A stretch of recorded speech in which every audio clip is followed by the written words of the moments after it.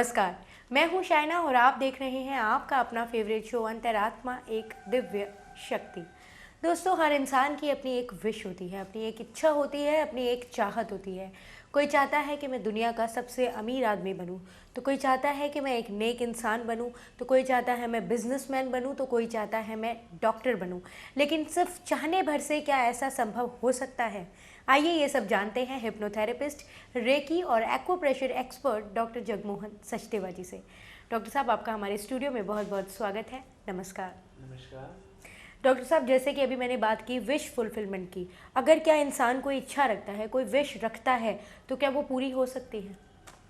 देखिए, अगर आप डे टू डे लाइफ में देखें तो शायद बहुत सी इच्छाएं हमारी पूरी हो जाती हैं। ऐसा नहीं है कि इच्छाएं पूरी नहीं होती। इच्छाएं आप कितनी बड़ी रखते हैं, कितनी ज़्यादा रखते हैं, वो डिपेंड करता है। और उस इच्छा की पूर्ति के लिए आप कितने एफर्ट करते हैं वो भी मैटर करता है। एफर्ट जो होने चाहिए वो दोनों लेवल के होने चाहिए, फिजिकल लेवल के और मेटाफिजिकल लेवल के। अगर आप इसे पूरा प्रॉपरली साइंटिफिकली भी समझें तो एक कार्य को करने के लिए कुछ ऊर्जा लगती है। वो ऊर्जा सही डायरेक्शन में लगनी चाहिए, फिजिकली मेटाफिजिकली दोनों वे में लगनी चाहिए। किसी के यहाँ वास्तु दोष हैं या किसी की पत्री में दोष हैं या एक किस्म से उस प्लैनेट की नेगेटिव वाइब्रेशन उस पर्सन पे फॉल करती हैं। तो आप ये देख लें कि जो रास्ता आपको तय करना है अपनी विश को फुलफिल करने में, उस रास्ते के बीच में वास्तु डिफेक्ट जितने हैं या एस्ट्रोलॉजिकल प्रॉब्लम जितनी हैं, ग्रह दशा में दोष हैं, वो सारे के सारे अवरोध क्रिएट करते हैं। तो यानी उसके लिए आपको उतनी ही ज़्यादा ऊर्जा की खपत करनी पड़ेगी अपने टारगेट तक पहुंचने के लिए। आप कितने एफर्ट करते हैं अपनी विश को पूरा करने के लिए, वो मैटर करते हैं। हम आपको बार बार कह रहे हैं एफर्ट दोनों तरह के चाहिए, फिजिकल भी, यानी एक बच्चा अपनी तरफ से पढ़ाई करे, एक इंसान अपनी तरफ से टाइम से दुकान पर जाए और टाइम के हिसाब से अपडेशन करता रहे शॉप की और शॉप में रखी हुई चीज़ों की। उसके बावजूद अगर काम नहीं चलता है तो मेटाफिजिकल एफर्ट काउंट करते हैं।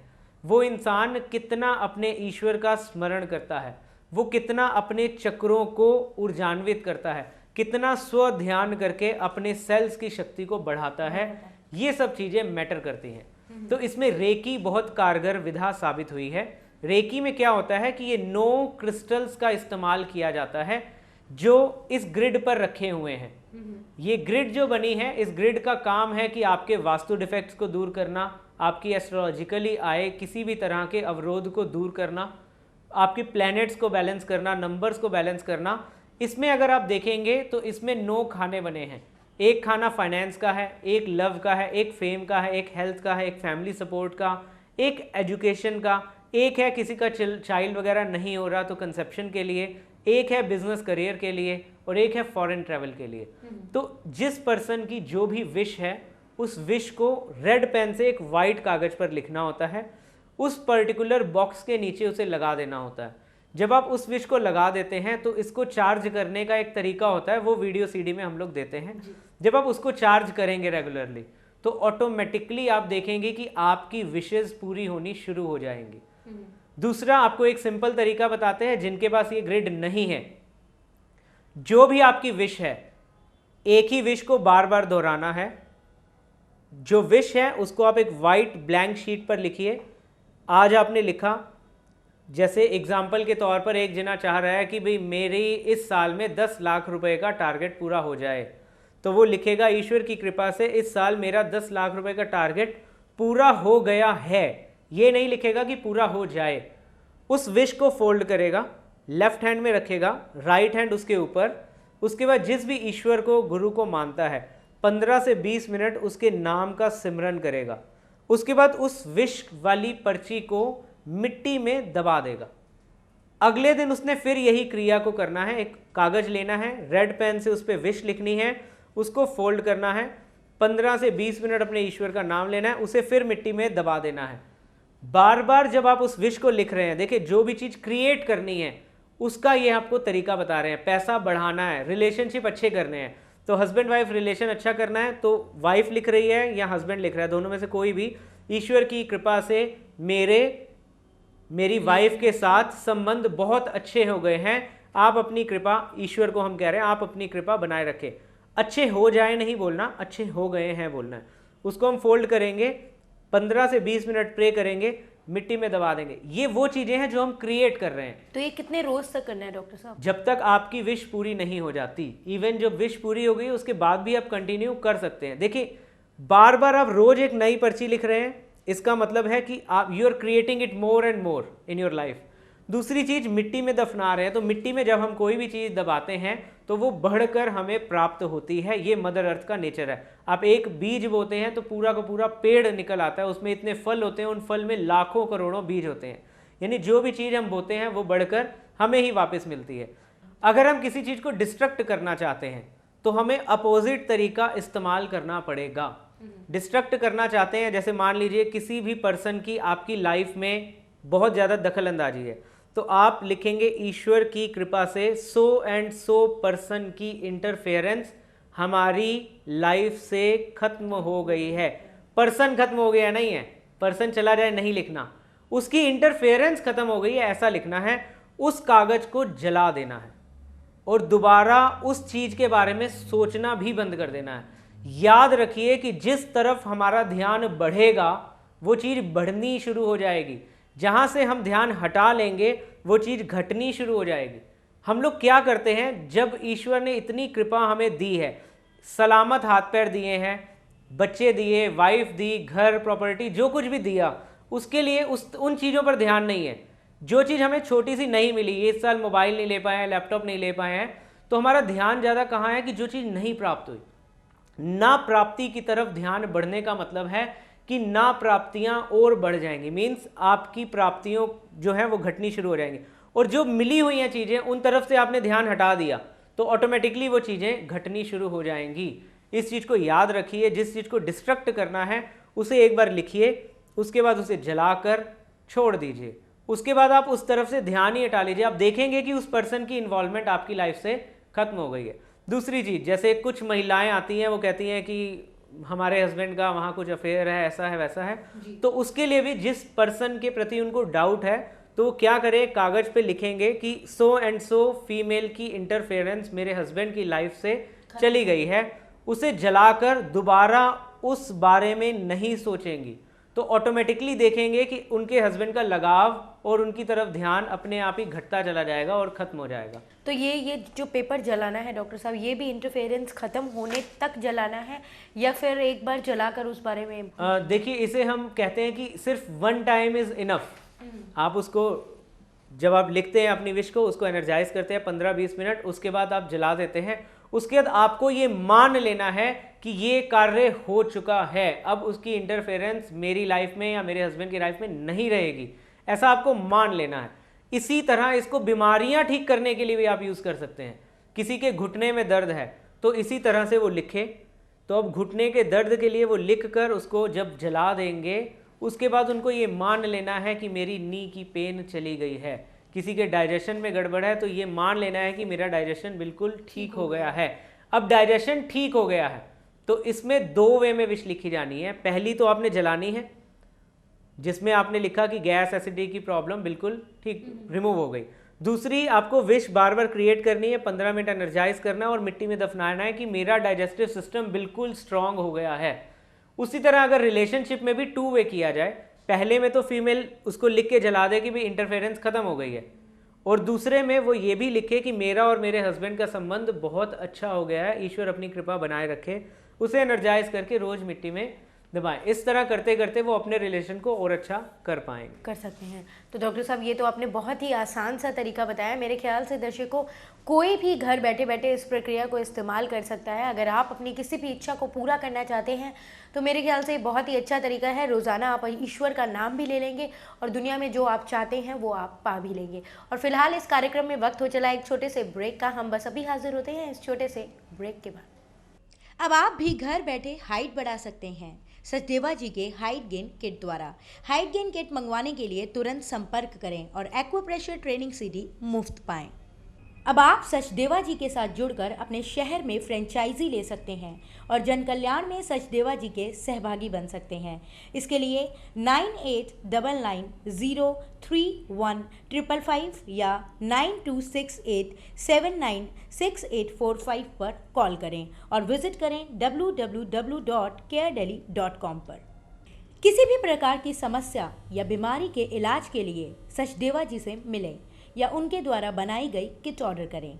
कॉल करें 9899031555 पर या 9268796845 पर और विज़िट करें www.caredelhi.com पर।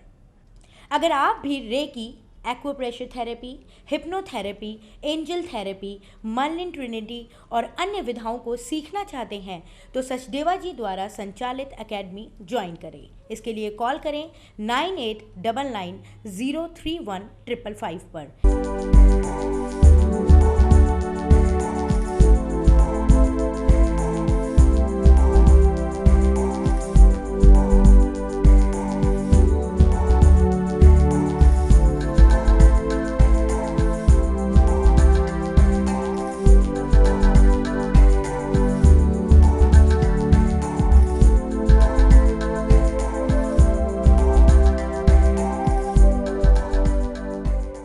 ब्रेक के बाद अंतरात्मा एक दिव्य शक्ति में आपका एक बार फिर से स्वागत है। डॉक्टर साहब, ब्रेक में जाने से पहले आपने बताया था कि इच्छाओं को किस तरह से पूर्ण किया जाता है। अब मैं जानना चाहूँगी मेडिटेशन के बारे में। मेडिटेशन के बारे में हमारे दर्शकों को कुछ जानकारी दीजिए। देखिए, इसमें हम बताएं, जैसे हम इच्छा पूर्ति की ही बात करते हैं। चलिए आज तो जब आप मेडिटेशन की बात आपने की है तो मेडिटेशन भी इच्छा पूर्ति में बहुत बड़ा रोल अदा करती है। देखिए, आपको एक ऐसी साइंस बताने जा रहे हैं जो आपने बहुत बार सुनी तो है लेकिन उसको कभी जाना नहीं, माना नहीं, फॉलो नहीं किया। आप देखेंगे, आपने सुना है यथा ब्रह्मांडे तथा पिंडे, जैसा ये पूरा का पूरा ब्रह्मांड है वैसा का वैसा ये शरीर है। इस चीज को कुछ लोग कहते हैं जी 5 तत्व इस ब्रह्मांड में है, 5 तत्व इस शरीर में है। तो एक्यूप्रेशर में इसी विधा का इस्तेमाल होता है। भाई पृथ्वी बाहर भी है, पृथ्वी अंदर भी है, जल बाहर भी है, जल अंदर भी है, अग्नि बाहर है, अग्नि अंदर है। तो यहीं तक सीमित रह जाते हैं। कुछ लोग मानते हैं कि जो कुछ भी इस ब्रह्मांड में घटित हो रहा है उससे रिलेटेड कुछ ना कुछ हमारे अंदर है। नदियां बह रही हैं तो खून हमारे बॉडी में चल रहा है, हवा अंदर बहती है तो यहाँ पे सर्कुलेशन चलता है, सांस आती है जाती है। इस चीज को और अच्छे से अगर जानने की कोशिश करें तो जो कुछ भी इस ब्रह्मांड में है वो सब कुछ हमारे अंदर भी है। देखें, अगर ये मशीन यहाँ बाहर है तो इस मशीन को हम आंखें बंद करके अपने अंदर भी देख सकते हैं।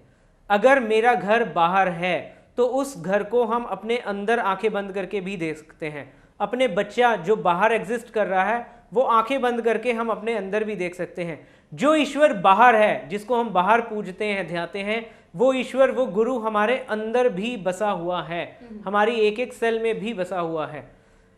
जितनी भी चीजें इजाज हुई इस संसार में, अगर आप जाने माने समझे इस बात को, अगर पंखा बना तो वो ऐसे ही नहीं बन गया, वो पहले हमारे अंदर बना।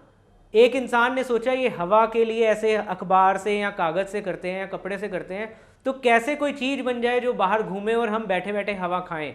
तो उस इंसान ने अपने अंदर उस चीज को क्रिएट किया, फिर वो बाहर चीज क्रिएट हो गई। सीधा ही पंखों की फैक्ट्री नहीं लग गई। इस चीज को फिर समझे कि जूते बने, तो आज तो आप 500,000 रुपए दिए जूते खरीद लाए, लेकिन जूते पहले कैसे बने? क्या सीधा ही उसकी फैक्ट्री लग गई? बिल्कुल। किसी इंसान ने सोचा कि मैं नंगे पैर चलता हूं, जमीन गर्म लगती है, तो क्या किया जाए? उसने उस चीज को अपने अंदर क्रिएट किया, फिर वो बाहर एग्जिस्ट की। अगर आप इस क्रिया को समझ लें, आप घर बनाने की सोचते हैं तो वो पहले कहाँ आता है? थॉट फॉर्म में आपके अंदर क्रिएट होता है कि मुझे अब घर खरीदना चाहिए। वो फिर आपका सपना जो होता है वो सच होता है और रियलिटी में आप उस घर को प्राप्त कर लेते हैं। क्या किस चीज की जरूरत है? अपने अंदर उस शक्ति की कि आपका एक एक थॉट, आपकी एक एक विश पूरी हो जाए। उसके लिए आपके अंदर वो शक्ति होनी चाहिए कि आप अपने अंदर जो क्रिएट कर रहे हैं वो बाहर भी क्रिएट हो। गुरबाणी में लिखा है, नानक दास मुख तेजो बोले, इहां उहां सच बोले, सच हुआ है। तो यानी आप कोई भी चीज बोल देते हैं वो सच हो सकती है। सिर्फ एक चीज की जरूरत है, उस ऊर्जा शक्ति के आपके अंदर होने की। तो ऊर्जा शक्ति अंदर कैसे क्रिएट होगी? जो आपके अंदर ईश्वर बैठा है उसको आपने जगाना है। वो कैसे जागेगा? अपने गुरु, अपने ईश्वर के चरणों में जब ध्यान लगाएंगे, उसके नाम का सिमरन करेंगे तो वो जागृत होगा। जब वो जागृत होगा, आपकी ऊर्जा शक्ति बढ़ जाएगी, तो आप कुछ भी बोलेंगे, कुछ भी सोचेंगे, कुछ भी अपने अंदर मेडिटेशन के माध्यम से क्रिएट करेंगे तो वो सारी चीजें आपकी पूरी होनी शुरू हो जाएंगी। तो मेडिटेशन इस वे से आपकी हर एक विश को पूरा करता है। आप क्या अपने अंदर क्रिएट करते हो? ओहो, डर क्रिएट करते हो। मैं एग्जाम में फेल हो गई तो, मैं वहाँ मेरा इंटरव्यू, हाँ इंटरव्यू में मैं पास नहीं हुआ तो, मेरा हस्बैंड मुझे छोड़ जाएगा तो, मेरा बच्चा फेल हो गया तो, आप हर जगह पे डर क्रिएट कर रहे हो और वो डर ही आपकी लाइफ में घटित हो रहा है। आप अपने अंदर कॉन्फिडेंस, देखिए भगवान आपको 100 बार यकीन दिलाता है कि मैं हूं, तब भी आप उस पर भरोसा नहीं करते, फिर डाउट करते हैं, फिर डाउट करते हैं। तो उस डाउट को छोड़िए, उसको बार बार अंदर क्रिएट मत कीजिए, विश्वास को क्रिएट कीजिए। लिखा हुआ है एक ग्रंथ में कि ना ओह मरे ना ठागे जाहे, जिसके राम वसै मन माहे। अगर आप अपने अंदर अपने राम को, अपने ईश्वर को बसा लेते हैं तो कोई भी जिन्ना आपको ना मार सकता है ना ठग सकता है। ऐसा विश्वास अपने अंदर क्रिएट करने की जरूरत है आपको। तो डॉक्टर साहब, मेमोरी कंसंट्रेशन का भी क्या इसी से कुछ हद तक संबंध है? देखिए, मेमोरी कंसंट्रेशन भी बहुत हद तक मेडिटेशन उसको ठीक करती है, आपके अवचेतन और चेतन मन को एकाग्रचित करके। दूसरी चीज है, फिर बात क्या होती है, थोड़ी सी बात बंदा भूला तो माँ बाप कहेंगे ये चीज़ तू तो बार बार भूल जाता है। फिर वो पर्सन खुद भी वर्ड यूज़ करना शुरू करता है, मेरी तो मेमोरी कम है, मेरी तो कंसंट्रेशन कम है। तो बार बार वो इस चीज़ को क्रिएट करता है कि मेरी मेमोरी कम है, मेरी कंसंट्रेशन कम है। इसके लिए एमेथिस्ट क्रिस्टल होता है, अगर उसको एनर्जाइज करके आप अपने थर्ड आई को ऊर्जान्वित करते हैं 5 मिनट के लिए, तो आपकी जो मेमोरी है वो बूस्टअप कर जाएगी, बहुत स्ट्रांग हो जाएगी। दूसरी चीज़ है, एक्यूप्रेशर में कुछ मैग्नेट के पॉइंट होते हैं, अगर आप उसका प्रयोग करते हैं तो वो बहुत कारगर सिद्ध होता है। देखें, इस चीज़ को समझना है, 3 तरह की मेमोरी है। एक है कि अगर आपको याद नहीं हो रहा, जैसे सोशल साइंस है आपको याद करना है, हिंदी है आपको याद करना है, इंग्लिश है आपको रटना है, तीनों चीज़ें याद करने वाली हैं। तो याद नहीं हो रहा तो उसके लिए पॉइंट होता है लिवर 1। इस मशीन से उसको यहाँ पे स्टिमुलेट करेंगे। स्टिमुलेट करने के बाद आप एक पॉइंट सिर्फ यहाँ लगा देंगे। मेथी दाने का प्रयोग भी कर सकते हैं और मैग्नेट का भी। जैसे ही आप इस पर प्रयोग करेंगे तो आपकी याद करने की क्षमता बढ़ जाएगी। और यहाँ पर मैग्नेट कौन सा रहेगा डॉक्टर साहब, रेड, येलो या वाइट? इसमें वाइट मैग्नेट यूज होगा क्योंकि ऊर्जा को बढ़ाना है याद करने की।